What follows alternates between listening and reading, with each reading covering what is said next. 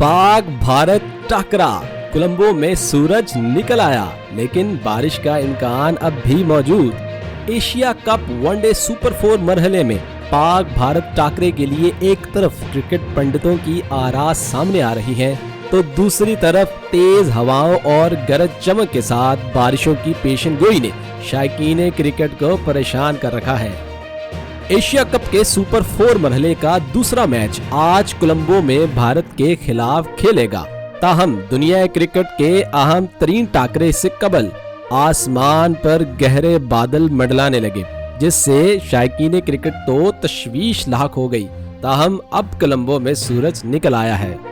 मौसमियाती website के मुताबिक कोलंबो में आज दिन के औकात में 80% तक तेज हवाओं और गरज चमक के साथ बारिश की पेशेनगोई की गई है, जबकि आने वाले पूरे हफ्ते में कोलंबो में बारिश का इम्कान है। ये बात भी काबिल गौर है कि बारिश के बाद मैच मुतासिर होने की सूरत में मैच पीर को खेला जाएगा। एशियन क्रिकेट काउंसिल ने पाकिस्तान क्रिकेट बोर्ड के एतराज़ात पर पीर को बतौर रिजर्व डे रखने का ऐलान किया था। आज बारिश की वजह से पाक भारत मैच मुकम्मल नहीं होता तो मैच 11 सितंबर को भी जारी रहेगा और वहीं से शुरू होगा जहां पर रोका गया था। पाकिस्तान और भारत के दरमियान मुकाबले में कौन सी टीम किस पर भारी रहेगी, खबरसां इदारे ने इस हवाले से पाक भारत क्रिकेट पंडितों की राय जानने की कोशिश की है।